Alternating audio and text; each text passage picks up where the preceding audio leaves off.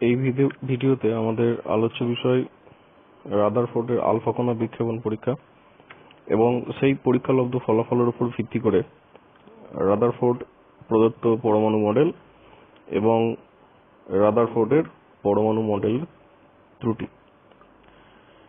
এর আগে আমরা দেখেছি যে প্রথম পরমাণু মডেল প্রদত্ত হয়েছিল থমসনের দ্বারা। তিনি প্রস্তাব করেছিলেন যে পরমাণু হচ্ছে অনেকটা তরমুজের মতো। তরমুজের যে লাল অংশটা সেটাকে তিনি ধনাত্মক আধান হিসেবে কল্পনা করেছিলেন এবং তরমুজের ওই লাল অংশের মধ্যে যে বীজগুলো রয়েছে সেগুলোকে তিনি ঋণাত্মক আধান হিসেবে কল্পনা করেছিলেন। অর্থাৎ ধনাত্মক এবং ঋণাত্মক আধান পরমাণু সমগ্র অঞ্চল জুড়েই ছড়িয়েছিল। কিন্তু আলফা কণা বিক্ষেপণ পরীক্ষার মাধ্যমে সেই ধারণা ভ্রান্ত বলে প্রমাণিত হয় এবং আলফা কণা বিক্ষেপণ পরীক্ষার উপর ভিত্তি করে রাদারফোর্ড একটি নতুন পরমাণু মডেল দেন। তো দেখে নেওয়া যাক আলফা কণা বিক্ষেপণ পরীক্ষা ব্যবস্থাটি কিরূপ ছিল। এই পরীক্ষা ব্যবস্থায় একটি সিসার ব্লক নেওয়া হয়। এই সিসার ব্লকের মধ্যে একটি তেজস্ক্রিয় মৌল আলফা কণার উৎস হিসেবে থাকে। সিসার ব্লকের গায়ে একটি সূক্ষ্ম ছিদ্র থাকে। কেবলমাত্র এই সূক্ষ্ম ছিদ্রের মধ্য দিয়েই আলফা কণা নির্গত হতে পারে। সিসার ব্লকের মধ্যে তেজস্ক্রিয় মৌলকে এই কারণে রাখা হয়েছে যাতে আলফা কণা চারিদিকে ছড়িয়ে না পড়ে, কেবলমাত্র ওই সূক্ষ্ম ছিদ্রের মধ্য দিয়েই আলফা কণা নির্গত হয়। এবং সূক্ষ্ম ছিদ্রের মধ্য দিয়ে নির্গত আলফা কণা একটি পাতলা সোনার পাতে গিয়ে পড়ে। এই পাতলা সোনার পাতকে ঘিরে একটি বৃত্তাকার জিঙ্ক সালফাইডের প্রতিপ্রভ পর্দা থাকে। এই পর্দাটির তাৎপর্য হলো এই যে এর ওপর আলফা কণা পড়লে আলোর ঝলক প্রকাশ পায়। এই আলোর ঝলককে প্রতিপ্রভ পর্দার চারপাশে আবর্তনশীল একটি অণুবীক্ষণ যন্ত্র এম দ্বারা রেকর্ড করা হয়।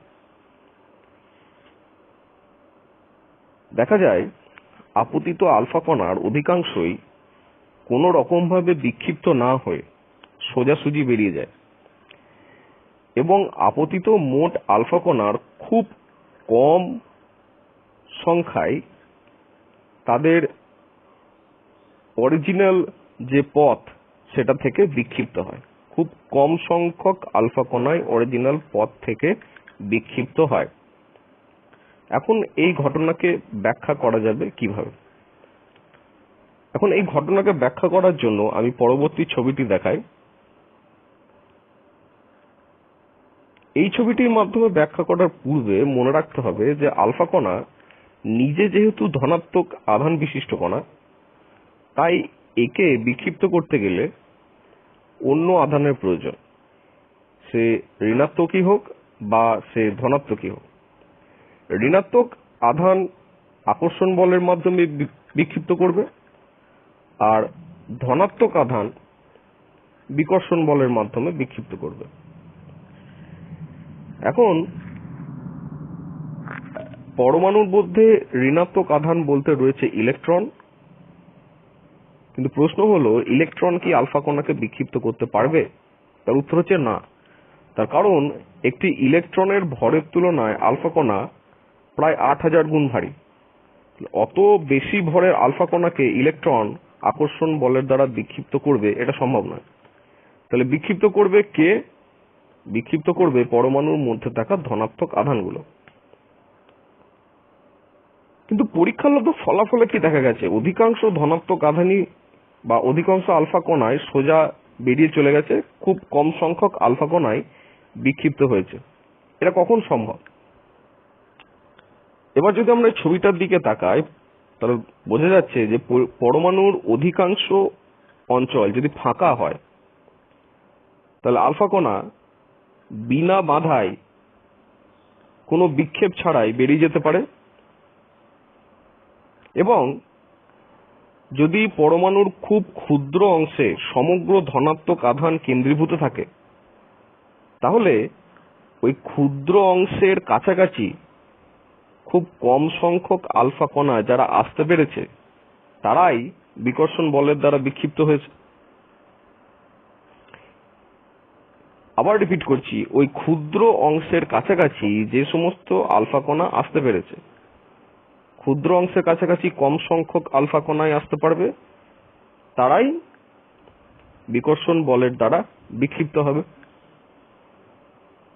তাহলে এই ব্যাখ্যার উপর ভিত্তি করে রাদারফোর্ড তার পরমাণু মডেল প্রস্তাবিত করেন। দেখে নেওয়া যাক রাদারফোর্ডের পরমাণু মডেলগুলোই কি কি ছিল বা মডেলের স্বীকার্যগুলি কি কি ছিল। প্রথম স্বীকার্য যে পরমাণুর অধিকাংশ স্থানই ফাঁকা। কেন? ফাঁকা বলেই আপতিত আলফা কণা বিনা বাধায় বেরিয়ে যেতে সক্ষম হয়েছে। 2 নম্বর, পরমাণুর সমগ্র ধনাত্মক আধান এবং অধিকাংশ ভর পরমাণুর কেন্দ্রস্থলে অতি স্বল্প স্থানে সীমাবদ্ধ থাকে। এই অংশটিকে নিউক্লিয়াস নাম দেওয়া হয় এবং এটি সমগ্র পরমাণুর 10,000 ভাগের 1 ভাগ মাত্র। এই কারণেই এই কম সীমা বিশিষ্ট এলাকার কাছাকাছি বা এই স্বল্প পরিসরে থাকা ক্ষুদ্র অংশের কাছাকাছি যে সমস্ত আলফা কণাগুলো, যে সমস্ত অল্প সংখ্যক আলফা কণা আসতে পারে, তারাই কেবলমাত্র বিক্ষিপ্ত হয়। আর লাস্ট একটা পয়েন্ট বাকি থাকে, সেটা এই কারণে যে আমরা এর আগে যে থমসনের পরীক্ষা দ্বারা পেয়েছি যে পরমাণুর মধ্যে ঋণাত্মক আধানও রয়েছে, তাহলে তারা কোথায় আছে? রাদারফোর্ড বলেন যে এই ঋণাত্মক আধানগুলো নিউক্লিয়াসকে কেন্দ্র করে বৃত্তাকার পথে আবর্তন করতে থাকে এবং এই বৃত্তাকার পথে আবর্তন করার জন্য প্রয়োজনীয় কেন্দ্র অভিমুখী বল দেয় ইলেকট্রন এবং নিউক্লিয়াসে থাকা ধনাত্মক আধানের মধ্যেকার আকর্ষণ বলটা। এটা হলো রাদারফোর্ড প্রস্তাবিত পরমাণু মডেল।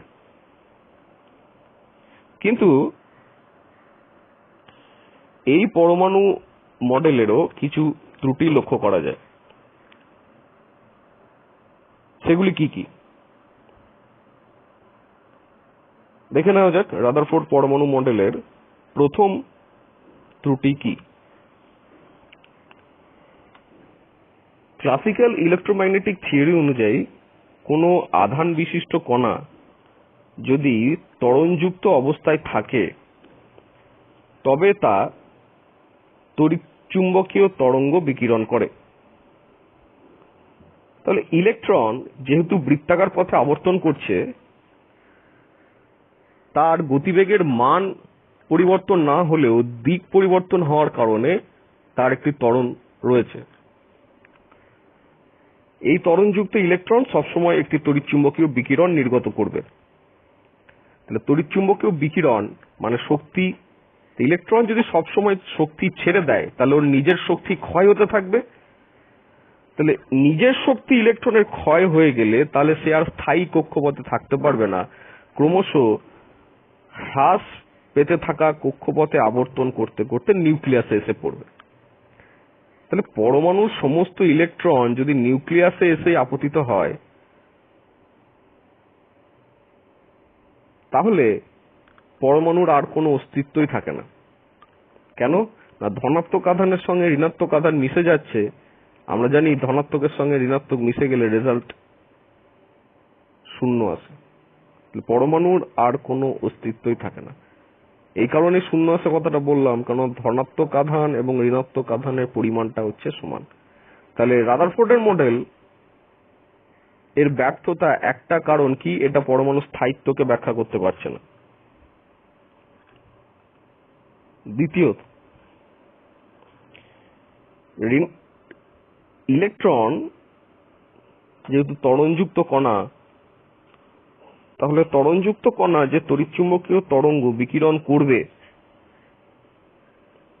সেটা কন্টিনিউয়াস বা নিরবিচ্ছিন্ন হওয়ার কথা। এই নিরবিচ্ছিন্ন কেন সেটা বুঝতে হবে।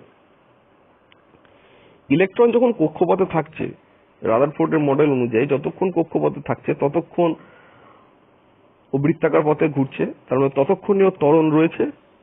তাহলে ততক্ষণ ও তড়িৎচুম্বকীয় তরঙ্গ বিকিরণ করবে। তার মানে কি, বিকিরণের মধ্যে কোনো ছেদ নেই, যতক্ষণ ইলেকট্রনের অস্তিত্ব থাকছে ততক্ষণই ও তড়িৎচুম্বকীয় তরঙ্গ বিকিরণ করবে। তাহলে বিকিরণটা নিরবিচ্ছিন্ন হবে, কোনো ছেদ নেই। কিন্তু বাস্তব ক্ষেত্রে দেখা যায় আমরা পরমাণু থেকে যে বিকিরণ পাই বা যে বর্ণালী পাই সেটা হচ্ছে রেখা বর্ণালী বা লাইন স্পেকট্রাম, অর্থাৎ নিরবিচ্ছিন্ন নয়। নিরবিচ্ছিন্ন এবং বিচ্ছিন্ন কি সেটাকে আলাদাভাবে আবার বোঝানো হয়েছে। কন্টিনিউয়াস স্পেকট্রাম মানে হচ্ছে সমস্ত ওয়েভলেন্থই থাকবে। আমি এখানে ভিজিবল স্পেকট্রামের ওয়েভলেন্থ গুলোকে দেখিয়েছি, বেনিয়া সহকলা। নিরবিচ্ছিন্ন মানে হচ্ছে যেহেতু কন্টিনিউয়াসলি রেডিয়েট করছে, সমস্ত ওয়েভলেন্থের লাইট থাকবে। কিন্তু লাইন স্পেকট্রাম মানে হচ্ছে মাঝে মাঝে অনেক ওয়েভলেন্থ মিসিং থাকবে, কেবলমাত্র পার্টিকুলার কয়েকটা ওয়েভলেন্থই থাকবে, যেখানে আমি দেখিয়েছি, বা ওয়েভলেন্থ বা অন্য ভাষায় বলা যায় পার্টিকুলার কয়েকটি কালার থাকবে। যেমন আমি দেখিয়েছি এখানে বেগুনি আছে, সবুজ আছে, লাল আছে, বাকিগুলো মিসিং। তার মানে এইগুলোকে বলে লাইন স্পেকট্রা। তো এই ঘটনাকেও, যে কেন লাইন স্পেকট্রা হচ্ছে পরমাণুর বর্ণালী, এই ঘটনাকেও রাদারফোর্ডের মডেল ব্যাখ্যা করতে পারছে না। এই ত্রুটিকে দূর করলেন বোর। তিনি কিছু স্বীকার্য ধরে নিয়ে একটি নতুন মডেল প্রস্তাব করলেন, এবং এই মডেল কি ছিল সেটা আমরা পরবর্তী ভিডিওতে আলোচনা করব।